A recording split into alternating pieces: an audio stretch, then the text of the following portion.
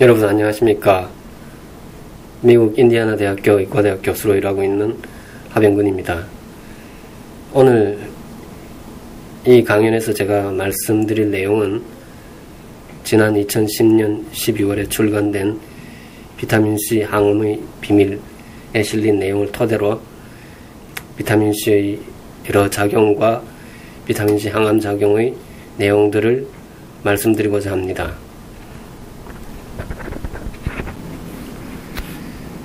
먼저 오늘 비타민C 이야기를 시작하기 전에 여러분들에게 말씀드리고자 하는 내용이 있습니다. 오늘 이 강연이 끝나고 여러분들이 댁으로 돌아가실 때 꼭 여러분들의 마음속에 담고 가셔야 할 것이 있습니다. 그것이 바로 희망이라는 말입니다. 사진에 나오는 저 건물이 미국 오하이오 주립대학교 안병원입니다. 제임스 캔서 하스피럴이라는 안병원인데 저 건물에 지금 나 있는 저 창이 암 환자들이 투병하면서 바깥을 내려다볼 수 있는 그 창입니다. 그 내려다보는 그 맞은편에 조그마한 공원이 있는데 벤치 몇 개가 놓여 있고 그 앞으로 날아가는 새를 손끝에 못 두고 서 있는 여인상이 서 있습니다. 여인상의 아래로 여인상을 받치고 서 있는 받침석이 있는데 그 받침석에 희망이라는 글이 쓰여져 있습니다. 내 생의 숱한 시련들을 겪어오면서 나는 단 한 번도 내일이 모든 사람들에게 더 좋고 밝고 아름다운 미래를 가져다 줄 것이라는 믿음과 희망을 버린 적이 없습니다. 모든 사람들에게 희망과 용기를 전하면서 이 글을 바칩니다. 이런 글이 쓰여져 있는데 안병원 앞에 마주하고 있는 여인상, 그 여인상 아래에 쓰여져 있는 이 글은 그 느낌이 사뭇 다르게 다가옵니다. 저 역시 제 생에 숱한 시련들을 겪어오면서 이 자리에 섰습니다. 서양의학이 더 이상 아무것도 해줄 것이 없다. 좋게 할 약이 없다. 이러한 이야기들을 들으면서 의학을 공부했습니다. 그리고 거기에서 희망을 찾았습니다. 어떠한 특정한 치료법을 찾았다. 이런 의미보다는 희망을 찾았다는 그 느낌, 거기서부터 투병의 의지가 생기고 삶의 의지가 생기고 그러한 추진력으로 저는 모든 것을 이겨내고 여기까지 왔습니다. 여러분들에게 중요한 것은 비타민C 치료법이나 다른 어떤 치료법이 여러분들을 구할 수 있다. 그런 느낌보다 여러분들이 여기서 희망을 찾았다는 그 느낌, 그것이 앞으로 여러분들이 어떠한 일을 만나더라도 이겨낼 수 있는 원동력이 될 것입니다. 그래서 오늘 이 강연을 비타민C 치료법 거기에 국한돼서 듣지 마시고 세상에는 우리가 알지 못하는 치료법이 이렇게 살아있다는 사실을 명심하시고 절대 포기하지 마시고 희망을 가지고 투병하시고 그리고 이겨내십시오. 그러면 이제 비타민C 이야기를 시작하겠습니다. 비타민C가 우리들에게 제일 잘 알려져 있는 부분은 비타민C가 결핍되면 괴혈병에 걸리고 비타민C가 괴혈병 치료제라는 사실입니다. 괴혈병은 그 치료법이 발견되기 전까지는 지금의 암질환보다도 더 무서운 그러한 질병이었습니다. 전 인류를 위협하던 이러한 괴혈병으로부터 세상이 자유로워지기 시작한 계기는 1747년 영국 해군 군의관인 제임스 린드에 의해 시행된 비타민C 임상 실험으로부터였습니다. 제임스 린드는 12명의 괴혈병 환자를 2사람씩 6그룹으로 나누어서 6일간 치료했습니다. 첫 번째 그룹에서는 사과 주스를 주고, 두 번째 그룹은 황산희석액, 세 번째 그룹은 식초, 네 번째 그룹은 바닷물, 다섯 번째 그룹은 오렌지 2개와 레몬 1를 주고, 여섯 번째 그룹은 마늘과 겨자씨를 비롯한 여러가지 물질들을 함유한 의약 페이스트를 주었는데, 오렌지 2개와 레몬 1를 준 괴혈병 환자가 괴혈병으로부터 회복되는 모습을 지켜보고 제임스 린드는 이 사실을 보고하게 됩니다. 그런데 주류의학은 제임스 린드의 이 임상실험의 결과를 받아들이지 않습니다. 1746년과 1747년에 영국에서는 괴혈병이 창궐했습니다. 이것이 제임스 린드가 1747년 괴혈병 임상실험을 하게 되는 계기가 되는데, 제임스 린드는 이 임상실험을 보고하고 그 보고서를 1753년에 발간합니다. 주류의학은 이러한 제임스 린드의 괴혈병 보고서마저 묵살합니다. 이러한 주류의학의 독마가 난 배를 한번 살펴봅시다. 영국 해군은 그 당시 막강한 군사력을 보유한 무적 함대였습니다. 1780년에 영국 해군의 사상자를 한번 살펴봅시다. 함대에 승선한 영국 해군이 총 12,000명이었습니다. 이 중에서 사망자가 1,600명이 나왔는데, 이 중에서 전쟁으로 인한 전사자는 60명밖에 없었습니다. 나머지 1,540명이 괴혈병으로 세상을 떠나게 되는데, 아이러니하게도 이미 이 시기에 괴혈병 치료제가 제임스 린드에 의해 보고되었는데, 주류의학이 이를 묵살하면서 이 애꿎은 병사들이 세상을 떠난 것입니다. 전쟁 한번 하지 않고 이 많은 병사들이 목숨을 잃었습니다. 그리고 1781년 영국 함대 의무감인 길버트 블레인이 이런 말을 합니다. 괴혈병은 채소와 과일, 그 중에서도 특히 레몬이나 라임으로 예외 없이 예방하거나 완치될 수 있을 것이다. 길버트 블레인은 영국 웨일즈 왕성가의 주치의였습니다.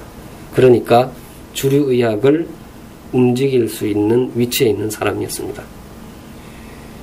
이 길버트 블레인이 제임스 린드의 임상실험 결과를 보고 이것을 공식 제기하면서 영국이 귀를 기울이게 됩니다.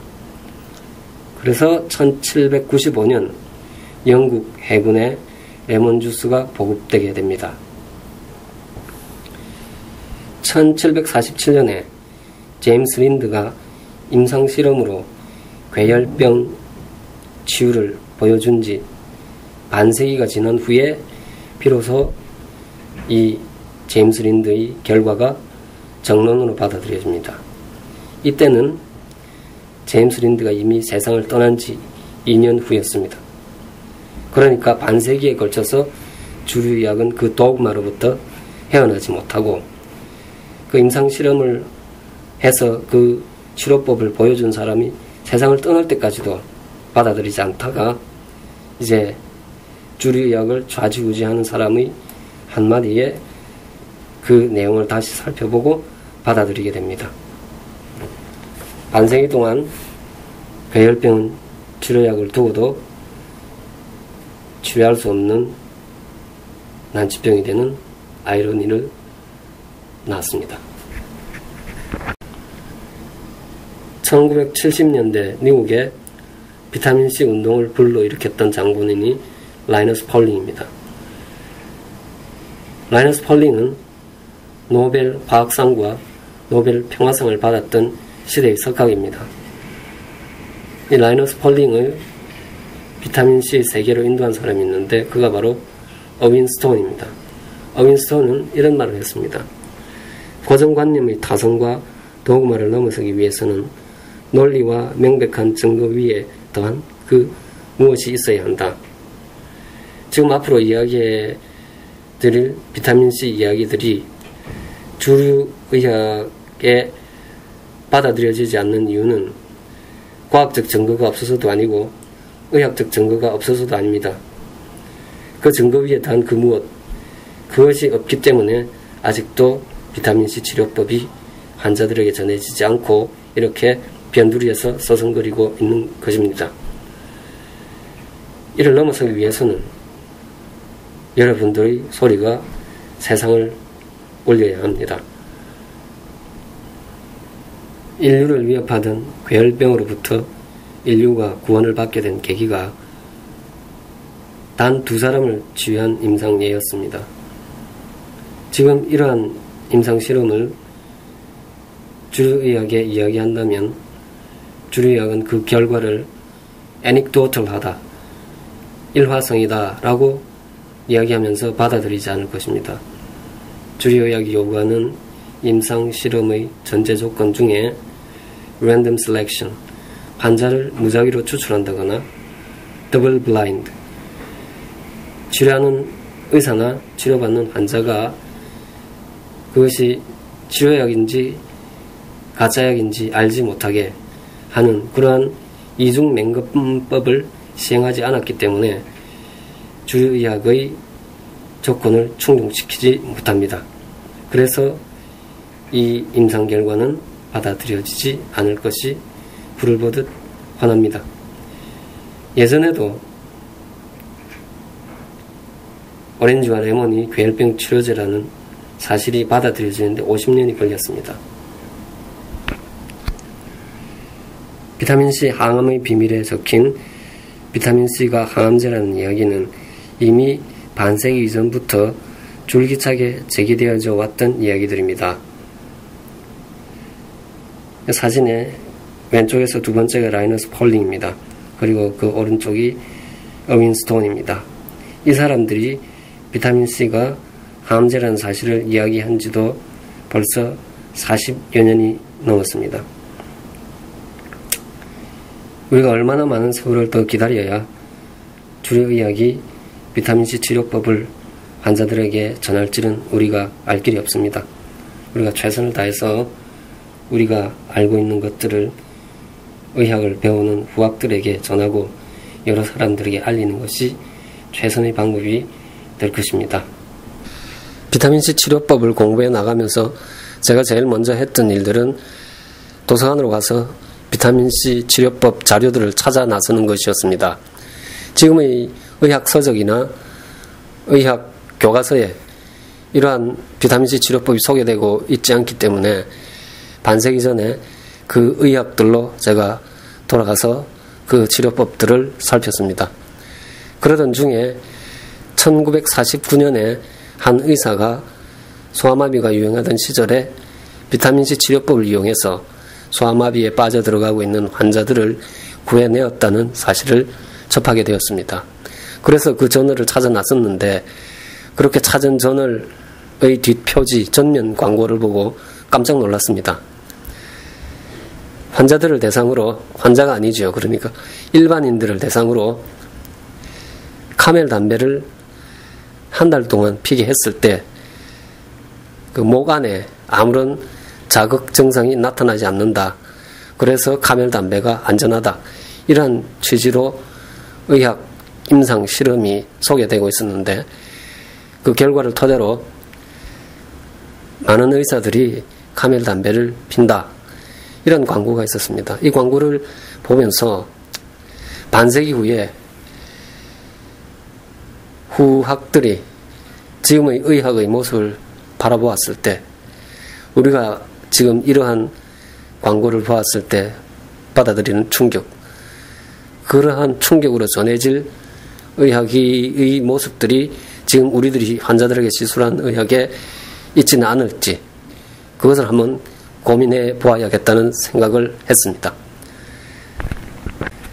우리는 반세기 전의 의학의 모습을 기억하고 있지 못합니다. 사람들에게 카멜 담배가 안전하다고 얘기했던 의학의 모습도 기억하지 못하고 있고, 비타민C 치료법으로 소아마비에 빠져드는 환자들을 구해내었다는 사실도 기억하지 못합니다. 이러한 단절 속에 우리는 많은 것을 잃었습니다. 그 대표적인 예가 비타민C 치료법입니다. 여기 오른쪽에 보이는 사람이 바로 닥터 클래너입니다. 닥터 클래너는 1949년에 발표된 소아마비 논문과 더불어서 여러 바이러스 질환에 비타민C가 유용하게 쓰일 수 있다는 사실을 세상에 알렸습니다. 닥터 클래너는 바이러스 질환을 비롯한 여러 질환에 비타민C가 강력한 치료제라는 사실을 세상에 알린 사람입니다. 비타민C는 포도당을 이용해서 만들어집니다. 포도당을 이용해서 4개의 효소가 차례로 작용하면서 동물의 몸에서 만들어져 나옵니다. 그런데 사람에게 있어서는 이 4번째 효소, 이 4번째 효소가 결핍되면서 비타민C를 만들어내지 못하게 되었습니다. 그렇다면 동물들은 하루에 얼마나 많은 비타민C를 만들어낼까요? 이를 살펴보기 위해서 먼저 체중 70kg인 사람으로 환산했을 때 얼마나 만들어내는지 한번 살펴봅시다.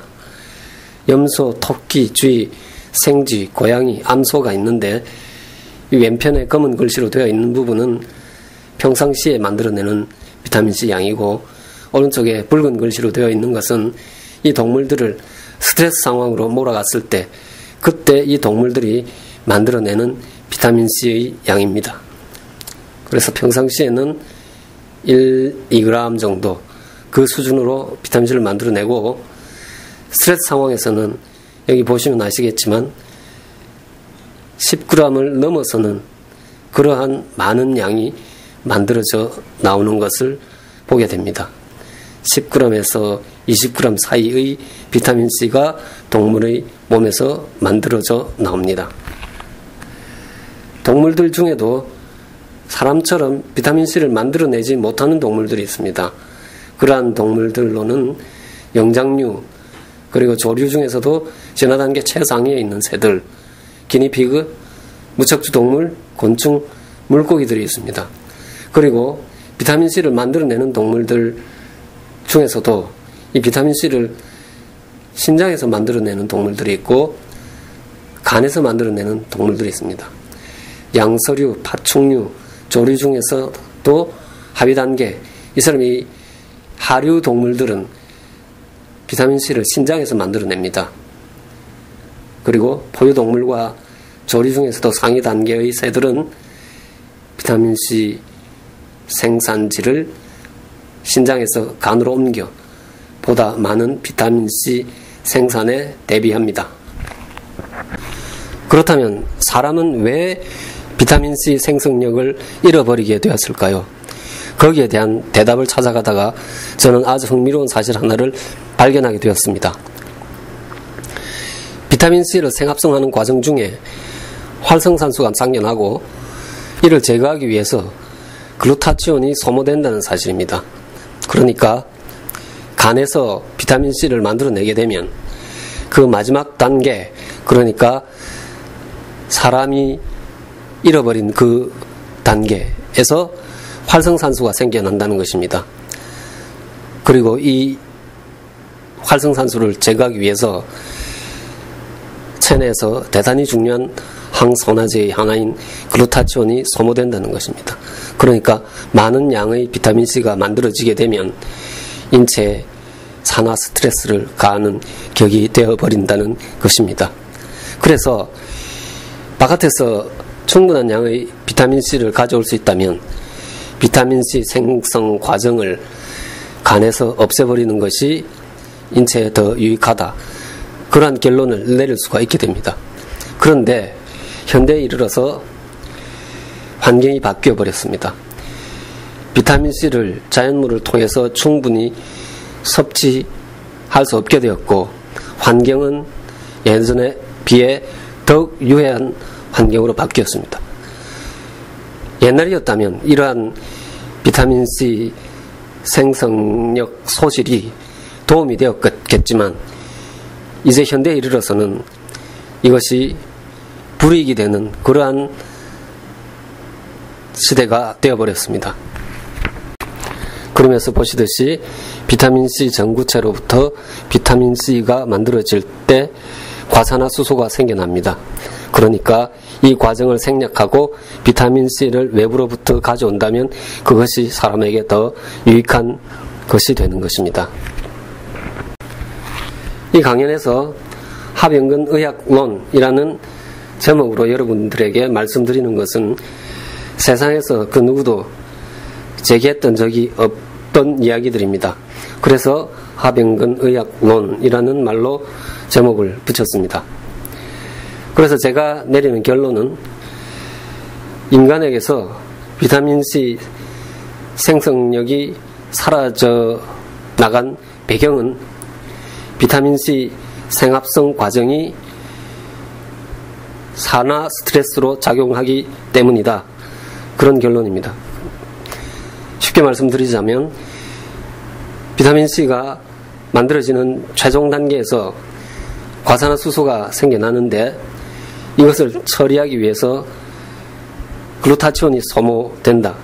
그런데 이 글루타치온을 아끼기 위해서 사람은 외부로부터 비타민C를 공급받고 글루타치온을 온전하게 유지한다.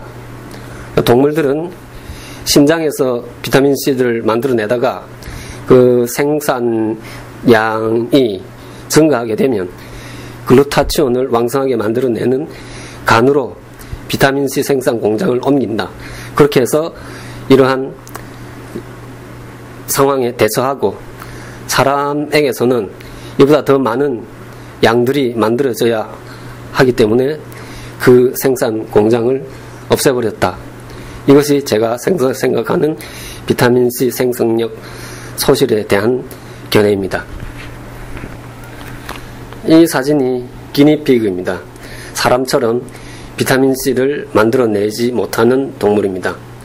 기니피그는 모르모트라는 이름으로도 잘 알려져 있는데 60, 70년대까지 과학이 실험 동물로 영했던 그런 동물입니다. 비타민C에 대한 연구는 이 기니피그를 대상으로 해서 대단히 많은 연구가 진행되었고 발표되었습니다. 그런데 아쉽게도 이 기니피그를 대상으로 한 연구들이 후세로 전해지지 못하면서 지금 쥐를 가지고 예전에 했던 연구들을 반복하고 있는 사람들이 대단히 많습니다. 그런데 더 큰 문제는 이러한 사람들이 예전에 자신들의 연구가 기니피그를 대상으로 해서 이미 알려진 내용들이라는 것을 모르고 있다는 사실입니다. 의학의 단절이 낳은 아이러니입니다. 하나의 치료법이 환자에게 적용되기 위해서는 먼저 기초의학 연구가 선행되어야 하고 그 다음 이를 토대로 임상의학 연구가 진행되고 그 결과를 토대로 그 치료법이 환자에게 적용되어야 합니다.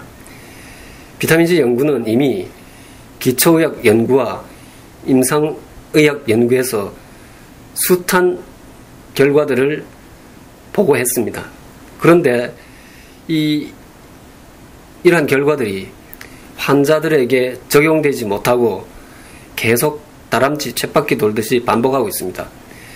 기니피그를 대상으로 한 동물 실험이 쥐나 생쥐를 이용한 실험으로 반복되고 있고 임상의학 연구가 한 나라에서 시행되었던 게 다른 나라에서 시행되고 다른 나라에서 시행되었던 게 또 이 나라에서 시행되고 이러한 소규모 연구가 계속 반복됩니다.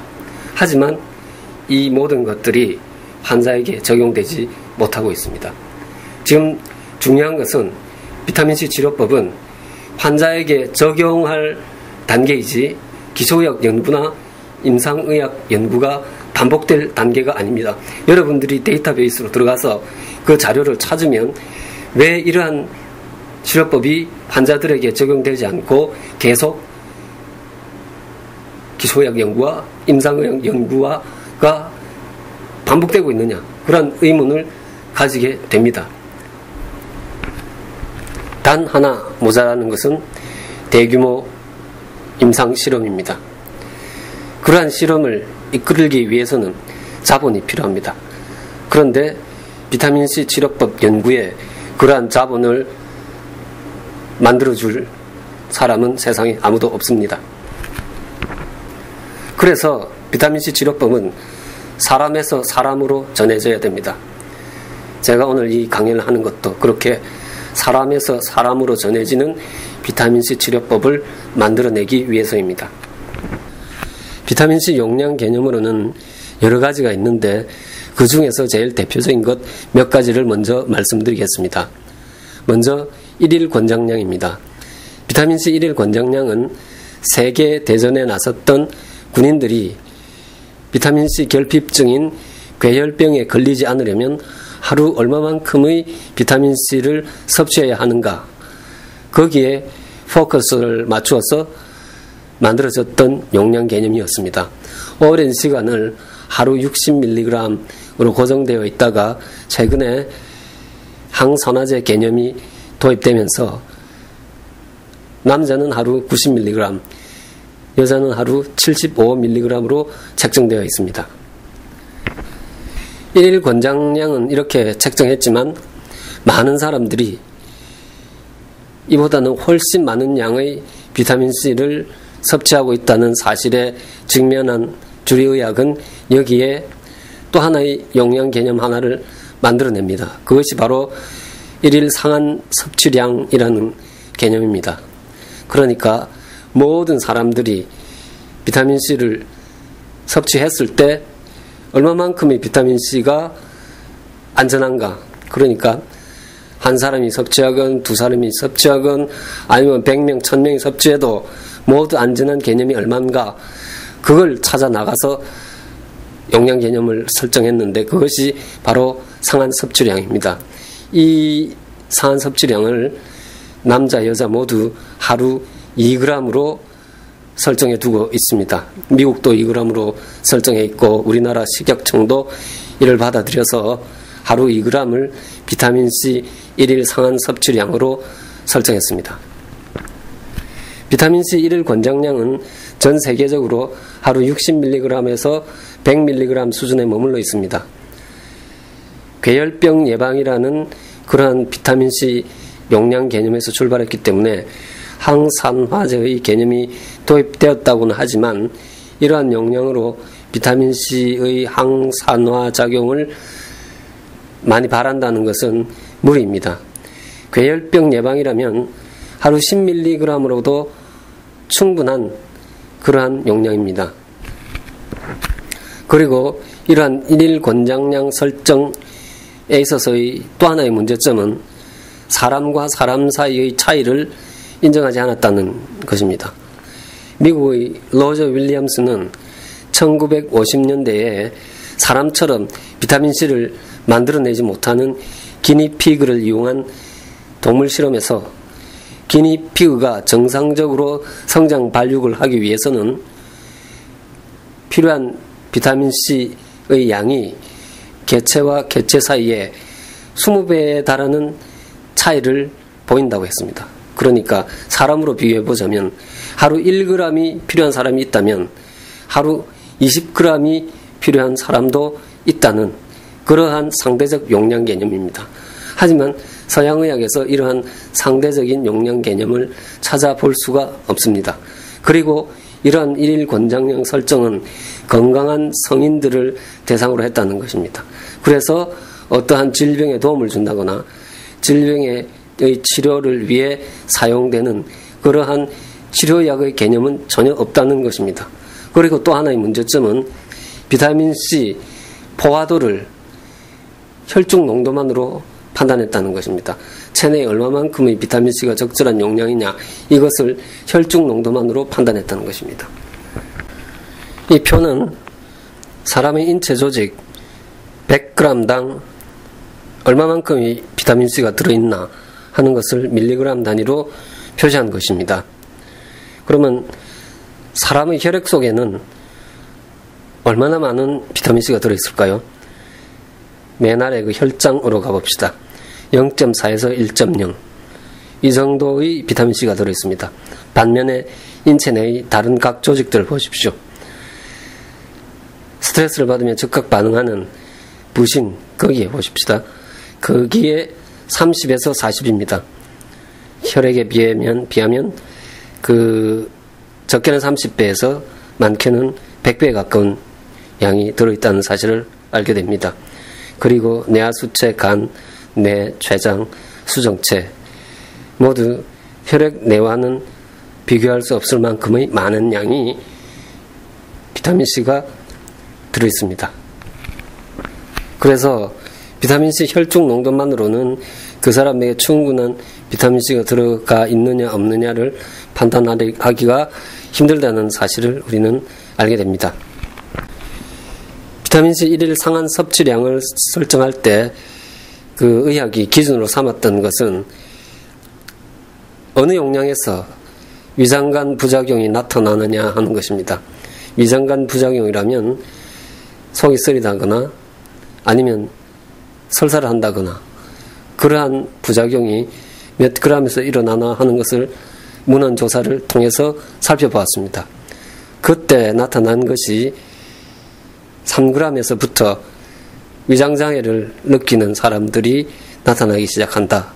그래서 2g으로 모든 사람들이 아무런 부작용 없이 복용할 수 있는 비타민C 용량, 그런 개념으로 1일 상한 섭취량을 설정한 것입니다. 하지만은 부작용이, 그러니까 위장관계에 부작용이 없는 사람들에게는 의미 없는 수치라고 할 수가 있습니다. 주류의학이 이러한 방법을 택할 수밖에 없었던 것은 아무리 찾으려 해도 비타민C를 메가도스로 복용했을 때 나타나는 부작용들을 찾아낼 수가 없었기 때문입니다. 그만큼 비타민C는 안전한 물질입니다. 여기에 더불어서 또 하나의 용량 개념이 있는데 그것이 바로 장이 견뎌내는 비타민C 최대량이라는 용량 개념입니다. 닥터 캐스카트라는 미국의 한 의사가 만들어낸 이 용량 개념은 한 사람에게 필요한 비타민C의 최대량은 그 사람이 설사를 일으키기 직전의 용량이다 하는 이러한 개념입니다. 닥터 캐스카트는 2만여 명이 넘는 환자들을 대상으로 비타민C 분말을 투여해 본 결과 한 사람이 설사를 나타내기 직전의 용량, 그러니까 닥터 캐스카트에 의하면 그 사람에게 제일 적절한 용량은 사람마다 다르고 한 사람에게 있었어도 그 사람이 정상적일 때와 질병에 빠져들었을 때 그리고 그 질병의 종류에 따라서 각각 다르다는 것을 발표했습니다. 그 도표가 바로 여기에 나와 있는 이 도표입니다. 도표에 나와 있듯이 정상적일 때는 하루 4g에서 15g 정도를 하루 4회에서 6회 정도 분산 투여했을 때 아무런 부작용이 일어나지 않았다 하는 것입니다. 그리고 약한 감기, 심한 감기, 독감 여러 질환에서 보듯이 감기를 예로 들어 보겠습니다. 하루 30g에서 60g, 감기가 심할 때는 60g에서 100g 이상을 10여 차례에 걸쳐서 분산 투여했습니다. 바이러스성 간염을 봅시다. 거기 보면은 하루에 투여한 비타민C 분말의 양이 30g에서 100g까지 나타납니다. 그리고 안질환에서도 15g에서 100g이라고 나와 있습니다. 이 용량을 암에서는 하루 4번에서 15번, 간염에서는 6번에서 15번, 하루 100g에 달하는 비타민C를 투여해도 설사가 나타나지 않은 사람들이 있다는 놀라운 사실을 발견하게 됩니다. 이 도표는 닥터 캐스카트가 발표한 비타민C 투여 시의 증상 완화 도표입니다. 가로변이 비타민C 1일 경구 투여 용량이고 세로변이 증상입니다. 증상이 어떻게 소실되나를 관찰했을 때 이 증상들이 여러가지 질환들로 한 증상들이 소실되는 곳은 비타민C가 설사를 나타내는 용량에 거의 근접했을 때, 거의 90% 수준에 도달했을 때 그 증상 완화가 이루어진다는 그런 사실을 나타낸 도표입니다. 검은 선으로 직선으로 가다가 아래로 내려가는 그것이 증상입니다. 그 증상이 나타나는, 증상 소실이 나타나는 시점은 그 전보다 조금만 더 위로 올라가면 다이아리아 해서 설사가 나타나는 곡선이 위로 올라가 있지요. 그 검은 선이 아래로 내려오는 검은 선이 증상이 내려가서 소실되는 그 부분입니다. 그 점입니다. 그거보다 조금 위에 붉은 선이 위로 올라가고 있죠. 그러니까 비타민C를 투여했을 때, 적은 용량을 투여했을 때는 아무런 증상의 해소가 없다가 설사를 일으키는 그 용량이 거의 근접해 갔을 때, 90% 수준에 도달했을 때 증상이 갑자기 그렇게 소실되는 것을 볼 수가 있습니다. 이처럼 비타민C로 어떤 질병 치료에 도움을 받으려면 충분한 양의 비타민C가 들어가야 한다는 것입니다. 그래서 비타민C 메가도스의 중요성이 이 도표를 통해서도 잘 나타난다고 할 수 있습니다. 비타민C 부작용으로는 부적절한 용법으로 인한 위장관 부작용이 거의 전부입니다. 이러한 부작용은 복용 방법과 용량을 잘 조절해주면 나타나지 않습니다. 비타민C 치유력이 잘 나타난 질환들을 들어보자면 첫째, 간염을 들어볼 수가 있습니다. 다크 카스카트는 간염은 비타민C가 치료할 수 있는 아주 쉬운 질병 중에 하나라는 표현을 했습니다. 그처럼 바이러스성 간염은 비타민C로 쉽게 도움을 받을 수 있습니다. 그리고 암, 그리고 헬리코박터 감염을 동반한 위염, 당뇨병, 관절염, 호흡기 질환, 심혈관계 질환, 이에 더불어서 여기에 나열하기 힘들 정도의 수많은 질환들이 비타민C로부터 도움을 받을 수가 있습니다. 하지만 오늘은 이 중에서도 암질환에 대한 비타민C의 효과에 집중해서 말씀드리겠습니다. 비타민C는 시험관 실험을 통해서 항암 효과가 있다는 것이 지속적으로 증명되어 왔습니다. 그리고 기니피그와 쥐를 이용한 동물 실험에서도 비타민C의 항암 효과는 이미 증명되었습니다. 그리고 사람을 대상으로 한 임상보고에서도 비타민C의 항암 효과는 지속적으로 제기되어 왔습니다. 그리고 암 환자에게 있어서 체내에서 비타민C가 빠르게 소실되어 간다는 사실을 알 수 있습니다. 그래서 어떤 사람들은 말기 암 환자의 증상들이 비타민C 결핍 증상인 괴혈병 환자들이 나타내는 증상과 아주 유사하다. 그래서 비타민C가 암 환자에게 결핍되어 가고 있을 것이다. 이러한 가능성을 제기한 사람들이 있습니다. 그리고 암 환자들에게 비타민C를 투여해 보면 일반인들에 비해 장이 견뎌내는 비타민C 용량이 훨씬 더 크다는 사실을 알게 됩니다.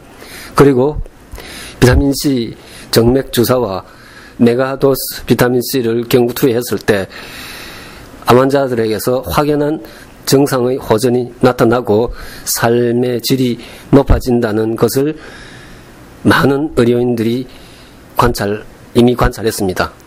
그리고 지금 전 세계적으로 이러한 비타민C 치료법을 시행하기 시작하는 의료기관과 의료인들이 증가하고 있습니다. 비타민C가 항암 효과가 있는 암치료제라는 사실이 세상에 관심을 끌기 시작한 것은 이 사진에 보이는 라이너스 폴링, 오른쪽에 있는 라이너스 폴링과 왼쪽에 있는 영국의 외과의사 유한 카메론, 이 두 사람이 영국에서 암 환자들을 대상으로 비타민C 항암 효과를 보는 임상 실험을 시행하면서 시작되었습니다. 이 도표가 유한 카메론과 라이너스 폴링이 영국의 베일 오브 레번 병원에서 시행했던 임상 실험의 결과입니다. 이 결과에서 보듯이 비타민C 치료군은 대조군에 비해서 치료 불가 판정이 난 이후의 생존 기간이 더 길었다. 그러니까 더 많은 사람들이 더 오랜 기간을 생존했고 그 삶의 질도 높았다 하는 것을 보여주고 있습니다. 이 도표는 각 암질환에 있어서 비타민C 치료법의 효과를 보여주고 있습니다. 위에 계단식으로 내려오는 그 선이 비타민C 치료를 받은 환자들이고, 그 검은 선으로 곡선으로 이어진 그 선이 대조군 환자들의 그 선입니다. 그래서 보듯이 난소암, 직장암, 기관지암, 위암 모두에서 비타민C를 투여받은 환자들은 대조군에 비해서 더 긴 생존 기간을 나타내었습니다. 대장암, 방광암, 신장암, 유방암 환자에 있어서도 비타민C 치료법을 받은 환자들이 그 생존 기간이 더 길었습니다. 여기에 보이는 도표는 일본의 후쿠오카 도리카이 병원에서 시행한 임상 실험의 결과입니다. 이 병원은 모든 환자들에게 비타민C를 투여했는데 한 그룹은 저용량의 비타민C를 투여하고 나머지 한 그룹은 고용량의 비타민C를 투여했습니다. 그렇게 해서 비교를 했더니 비타민C를 많이 투여한 환자들에서, 암 환자들에서 그 생존율이 높고 생존 기간이 길었다는 것을 이 도표가 잘 말해주고 있습니다. 라이너스 폴링은 영국에서의 임상실험의 결과를 토대로 주류의학에 비타민C 임상실험을 줄기차게 요구하게 되고, 주류의학은 이를 받아들여 메이오 클리닉에 비타민C 임상실험을 시행하도록 요구하게 됩니다. 메이오 클리닉은 두 번의 비타민C 임상실험을 통해 비타민C의 항암 효과를 찾아볼 수 없었다. 그런 결론을 내리게 되고, 세상은 비타민C는 항암 치료제가 아니다. 그런 결론을 내리게 됩니다. 하지만 메이오 클리닉의 임상실험은 여러 가지 문제점을 안고 있습니다. 그 부분은 비타민C 항암의 비밀에 자세하게 기술되어 있습니다. 한 가지 아쉬운 것은 라이너스 폴링과 유한 카메론의 임상실험이 비타민C 정맥 주사나 이러한 공격적인 비타민C 치료법을 포함하지 않고 있었다는 것입니다. 라이너스 폴링이 이 부분을 잘 이해하고 주류의학에 비타민C 임상실험을 요구했었더라면 아마 지금쯤 비타민C 치료법은 주류의학의 한 치료법이 되어 있으리라 하는 생각을 하게 됩니다. 이 사진은 미국에서 비타민C 정맥 주사법의 치료법 프로토콜을 만들어낸 미국의 리오단 클리닉입니다. 리오단 클리닉은 한 독자가의 기부를 받아 설립되어서 미국의 의사 닥터 리오단이 그 토대를 다지고 거의 30년이 넘는 세월을 비타민C 정맥 주사를 환자에게 시행해 오면서 어떻게 하는 것이 최적의 비타민C 정맥 주사 요법이냐 하는 것을 정립한 클리닉입니다. 이 도표는 미국의 리오단 클리닉에서 암 환자들에게 비타민C를 정맥으로 투여한 후 그 비타민C 정맥 투여가 끝난 1시간 뒤에 혈액을 채취해서 그 혈장을 암세포에 투여했을 때 암세포의 반응을 본 것입니다.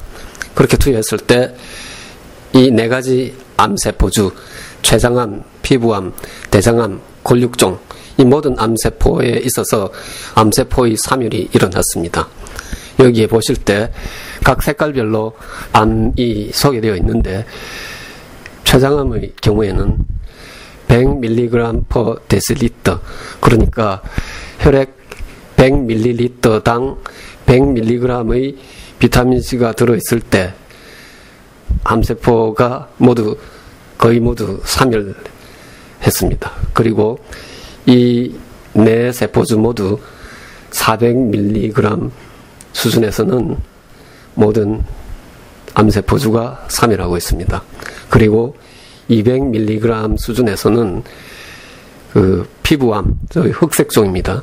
피부암을 제외한 나머지 암들에서는 50% 이상이 모두 사멸하고 있습니다.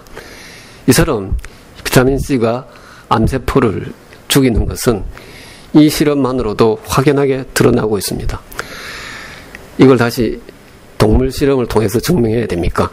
이미 사람의 혈액을 채취해서 그 혈액 속에 있는 비타민C가 암세포를 죽인다는 것이 증명이 되었는데, 이를 다시 동물 실험을 통해서 증명한다는 것은 시대를 거스르는 그러한 실험이라고 생각합니다. 이만큼 사람에게서 보여줬다면 이제 환자들에게 옮겨놓을 사례가 정당한 수순이라고 생각합니다.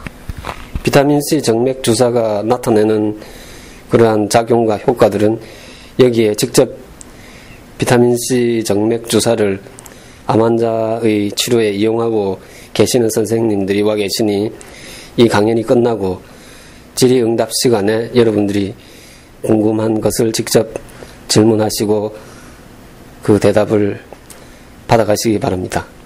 그리고 하나 덧붙이고 싶은 것은, 비타민C 정맥 주사를 투여하면 즉각적으로 알아낼 수 있는 것이 암 환자들에게서 통증이 줄어들어간다는 것입니다. 암 환자의 통증은 암 환자의 삶의 질을 저해하는 아주 커다란 요소입니다. 그래서 비타민C의 효과를 아주 객관적으로 서양의학이 바라보았을 때 그것을 받아들일 수 있는 한 부분이 암 환자의 통증 제어 부분입니다. 암 환자가 느끼는 통증은 그 자유기에 의한 부분이 깊이 관여되어 있는데, 비타민C가 메가도스로 혈액을 통해 들어가게 되면 이것이 잡히면서 암 환자에게 진통작용이 일어나게 됩니다. 저는 이 비타민C 치료법을 비롯한 여러 자연물을 이용한 치료법들을 공부해 오면서 하나의 그 의학 이론을 만들었습니다. 리독스 의학론이라는 것인데, 컴퓨터가 0과 1이라는 두 언어로 모든 프로그램을 가동하듯이 사람은 산화와 환원이라는 두 언어를 통해서 모든 생명현상과 소통하고 있다 하는 이러한 논리를 토대로 비타민C의 항암작용을 들여다보고 거기에는 확연히 다른 두 가지 항암작용이 있다 하는 것을 알게 되었습니다. 그래서 비타민C를 음항암제, 양항암제로 나누고 음량을 통해서 비타민C의 효과를 나누어 책에 기술하고 여러분들에게 알려드렸습니다. 이 슬라이드는 제가 미국에서 미국인들을 대상으로 비타민C나 여러 자연물의 효과를 이야기할 때 보여주는 슬라이드입니다. 왼쪽이 음량도입니다. 동양인인 우리들에게는 익숙한 그 음량도입니다. 그리고 여기에 익숙하지 않은 서양인들에게 산화와 환원을 오가는 한 물질의 그림을 보여줍니다. 그 리독스라는 말은 환원을 뜻하는 유닥션, 거기서 RED 세 글자를 가져오고, 옥시데이션, 산화를 뜻하는 그 단어에서 OX를 가져와서 리독스라고 합니다.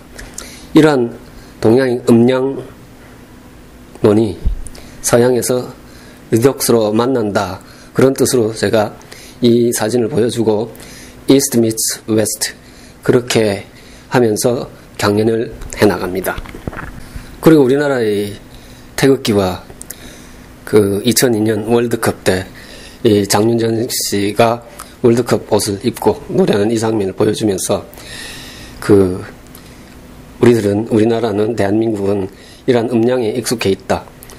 그 태극기, 그 태극 문양을 보여주면서 이것이 음양이라고 이야기하고, 그 다음 슬라이드에 여러분들의 문화 속에서도 음양이 살아있고 여러분들도 이미 이 음양을 알고 있다고 말하면서 다음 슬라이드를 보여줍니다. East meets West 그러면서 이 펩시 로고를 보여주는데, 그러면 이 미국 사람들이 막 웃으면서 이렇게 음양을 이렇게 자연스럽게 받아들이면서 강연에 이렇게 들어오게 됩니다. 이게. 그러면서 이제 펩시는 대한민국 정부에 이 로열티를 내야 된다고 그렇게 농담도 하면서, 최근에 그 펩시 로고가 바뀌었는데 내가 그 로열티 내야 된다고 그래가지고 바꿨다고 그렇게 농담도 하고, 그러면서 이제 강연을 부드럽게 해서 이어갑니다. 이것이 비타민C의 화학 구조식입니다. 왼쪽이 온전한 형태의 비타민C이고, 비타민C가 전자 2개를 주고 산화되었을 때 이 오른쪽의 산화 비타민C가 됩니다. 비타민C의 항암작용을 이해하기 위해서는 이 환원형의 비타민C와 산화형의 비타민C가 하는 행동들을 잘 알고 있어야 합니다. 환원형의 비타민C는 항산화제이고 전자를 내어줄 수 있고 세포 내의 리독스를 음으로 돌이키게 합니다. 그래서 세포 분화를 유도하고, 그리고 이 비타민C는 비타민C 전달체를 통해서 세포 내로 유입됩니다. 반면에 제가 양항암제라고 부르는 산화형 비타민C는 산화 촉진제입니다. 그래서 이 산화형 비타민C가 세포 내로 들어가면 전자를 탈취하기 때문에 세포막이나 여러 세포 내 소기관을 파괴할 수 있게 됩니다. 그리고 이 양항암제가 세포 속으로 들어가면 리독스가 양으로 치우치게 되고 세포 사멸을 촉진하게 됩니다. 그리고 이 산화형 비타민C는 환원형과는 달리 비타민C 전달체를 통해서 세포 내로 들어가지 않고 포도당 전달체를 통해서 세포 내로 들어가게 됩니다. 여기서 참 신비로운 것은 암세포는 많이 먹어야 됩니다. 그래서 포도당 전달체 숫자를 늘립니다. 그런데 이 양항암제라고 제가 표현하는 산화형 비타민C가 이 포도당 전달체를 통해서 암세포 속으로 들어가게 됩니다. 그래서 이 비유를 저는 이 두 얼굴을 가진 사나이에 비유합니다. 항암제는 아주 온순하고 사람을 돕는 그런 그 이론 비타민C입니다. 근데 이 이론 비타민C가 산화되게 되면 이처럼 헐크가 되게 됩니다. 그런데 이 헐크가 참 신비로운 것은 이 정상적인 세포 주위에서는 많이 생성이 되지 않는다는 것입니다. 그리고 이 헐크는 정상적인 세포 속으로 들어가면 그 세포 속에 있는 글루타치온이나 여러 항산화제에 의해서 쉽게 항암제인 환원형으로 다시 돌아간다는 것입니다. 하지만 암세포 속으로 들어가면 이미 암세포 내에 존재하는 많은 그 자유기와 유해산소 때문에 정상적으로 돌아가지 못하고 거기에서 산화 촉진제로 계속 작용해서 암세포를 사멸시키게 됩니다. 이 슬라이드가 비타민C 항암작용을 음량으로 나누어서 그 서머리한 것입니다. 요약한 것인데, 환원형의 비타민C는 콜라겐 생성이나 여러 암세포가 뿜어내는 효소들을 억제하는 그런 억제제를 생성해서 암세포를 그 조직에 국한시켜서 암세포가 전이되는 것을 방지합니다. 반면에 양항암제는 비타민C가 암세포 주위에서 산화형으로 바뀌면서 과산화수소가 나오고 이 과산화수소와 산화 비타민C가 암세포 내로 들어가서 암세포를 타격하게 됩니다. 자연에는 많은 항암제들이 있습니다. 저는 그러한 항암제들을 음량 항암제로 맞춰서 세 가지로 나누었습니다. 항암제, 중성 면역 항암제, 양항암제로 나누었습니다. 항암제는 비타민C, 글루타치온, N-에스틸시스테인, 알파 리포산, 수소수 같은 것들을 들 수가 있고, 중성 면역 항암제는 비타민 D, 베타 글루칸 같은 것들을 들 수가 있으며, 양항암제는 산화 비타민 C, 그리고 고전적인 항암제, 그리고 과산화수소, 알파 리포산, 그 중에서도 산화형, 그리고 레트릴 같은 물질들을 들 수가 있습니다. 항암제는 세포 내에서 항산화제로 작용하면서 세포 내를 음전시킵니다.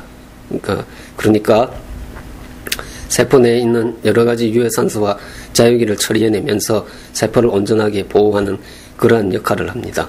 그리고 양항암제는 이에 반해 세포를 양전시킵니다. 그래서 세포 내를 더욱 유해산소와 자유기가 난무하는 곳으로 만들어버립니다. 그래서 세포 독성을 야기하게 되고 그 세포 독성이 암세포를 사멸시키게 되는 것입니다. 중성 면역 항암제는 인체 내의 면역 시스템, 면역 세포들을 자극해서 이 면역 세포들이 암세포를 처리하게 만드는 그러한 항암제들입니다. 그래서 이 세 가지 항암제를 적절하게 함께하면 그 항암작용의 시너지를 얻어서 강력한 항암 효과를 나타낼 수가 있습니다. 비타민C 태블릿 사진입니다. 왼쪽이 환원형의 온전한 흰색 비타민C이고 오른쪽으로 가면서 산화가 진행된 비타민C의 사진입니다. 비타민C는 산화되면 미색을 띠다가 산화 정도가 심해지면 진한 갈색을 띠게 됩니다. 이렇게 산화된 비타민C는 복용해서는 안 됩니다. 그래서 비타민C는 이렇게 산화에 민감하기 때문에 보관에 신경을 써야 합니다. 이 사진은 비타민C 캡슐 사진입니다. 이 강연이 끝나고 비타민C 캡슐 만드는 법을 직접 보여드릴 텐데, 이 비타민C 캡슐은 비타민C 분말에 적응을 하지 못하는 사람들이 메가도스를 하기 위한 제재라고 받아들이시면 될 것 같습니다. 비타민C 분말에는 크리스탈형과 파우더형이 있는데, 여기에 보이는 것이 설탕가루 같은 입자를 가지고 있는 비타민C 크리스탈입니다. 비타민C 파우더에 비해 입자가 조금 굵은데 비타민C 캡슐을 만들기에는 파우더보다 더 낫습니다. 이 사진이 비타민C 분말 중에서도 밀가루 같은 입자를 가지고 있는 비타민C 파우더입니다. 비타민C 메가도스는 이러한 비타민C 파우더를 가지고 시행하는 것이 제일 좋습니다. 어떠한 비타민C 분말을 구해야 하고 어떤 종류를 구해야 하는지는 이 강연이 끝나고 이어지는 그 시간에 하병근 박사를 사랑하는 모임 분들이 나와서 다 설명해 드릴 것입니다. 여기서 한 가지 덧붙이고 싶은 것이 있는데, 비타민C 분말을 복용할 때 이용하면 간편한 방법입니다.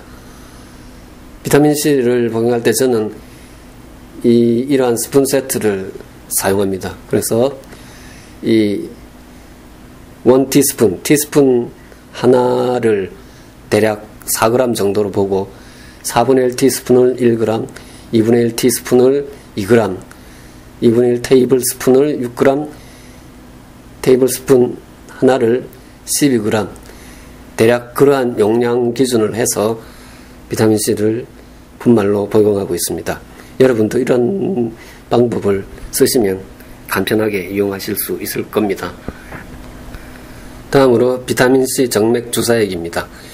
비타민C, 그러니까 산 형태의 비타민C와 중탄산 나트륨을 섞어서 비타민C를 중화한 비타민C 정맥 주사액입니다.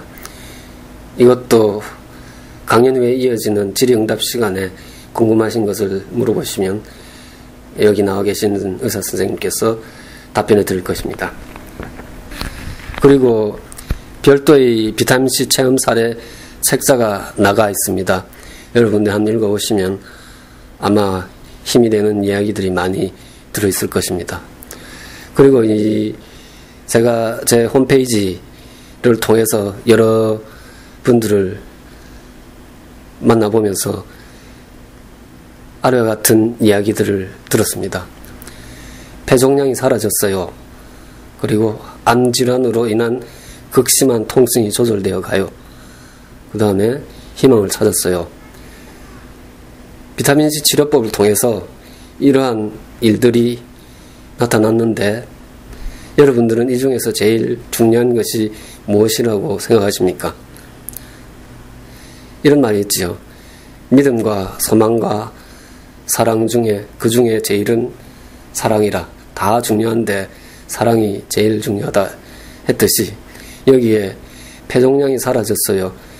우리는 생로병사로부터 자유롭지 못합니다. 그래서 앞으로 우리가 살아가면서 어떠한 질환이 우리들에게 닥칠지 모릅니다. 그리고 암질환으로 인한 극심한 통증이 조절되어 가요. 우리가 또 어떤 일을 당해서 또다시 그러한 고통이 우리들에게 찾아들지 모릅니다. 하지만 여기서 우리가 찾은 희망, 이 희망은 사라지지 않을 것입니다.